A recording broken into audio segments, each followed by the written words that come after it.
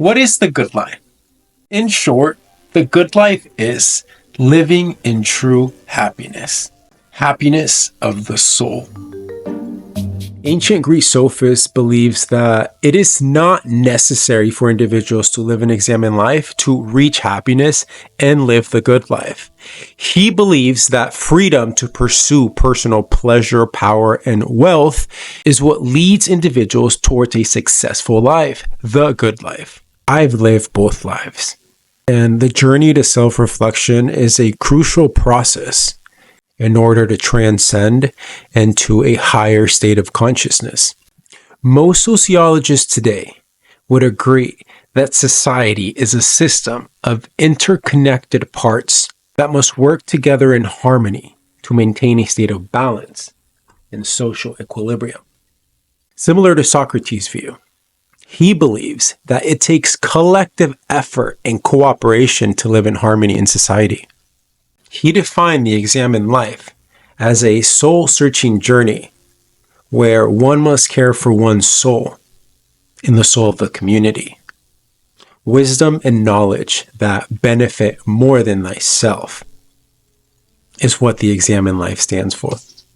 Socrates believed any individual living an unexamined life to be like a prisoner living in a cave of their own ignorance. Socrates argues that the only way prisoners can escape this cave and move towards the light is by living under given universal moral order of values, guided by reason and self-reflection. I used to be like the prisoners in Plato's allegory, trapped in a world of deception and shadows.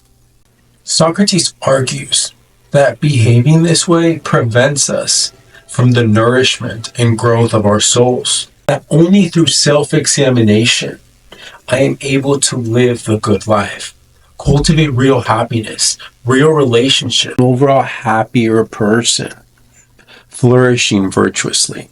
Ancient Greek sophist Thrasymachus, on the other hand, is a shadow caster who doesn't believe there is any given moral order of truth or justice, rather uses fallacious reasoning to trap its prisoners in the cave. Thrasymachus argues in The Ring of Guys, a story about a ring which grants its wearer total invisibility, suggesting that people would behave inherently selfish if given the opportunity and act only in their own self-interest, especially if their actions had no consequences or punishment. Socrates argues that true justice is not simply a matter of following rules or laws, but rather a reflection of a person's inner moral character and integrity. Just because humans are selfish by nature doesn't mean we ought to behave this way. I mean, having been inside the cave myself, I completely understand this point. On the surface, the unexamined life seems like the right path to take.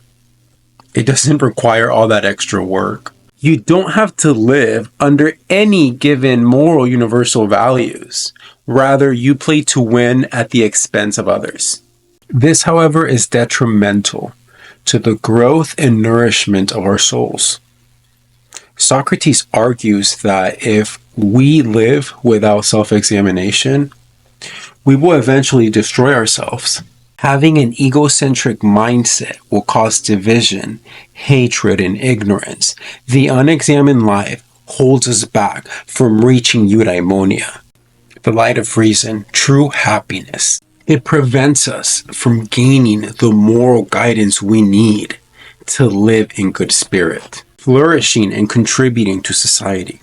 Just like Socrates, Al Gore understood the importance and responsibility we all have in living the examined life. And in the inconvenient truth, he gave light to a moral dilemma we are all facing: climate change. Exposing many prisoners trapped in the cave, living in a world of shadows, rooted in an ideology that only strengthens the status quo. Socrates argues that egocentric behavior leads to living an unexamined life, which is not worth living. The truth is, Al Gore is trying to give light to what happens to a society when we all play to win. He claims climate change is destroying the world and people's lives, yet, like prisoners, we remain distracted. Just like Socrates, Al Gore believes we are capable of change, but only through the genuine pursuit of self-reflection and living under a given universal moral order of values. Moral order of values Socrates talks about are crucial to live the good life.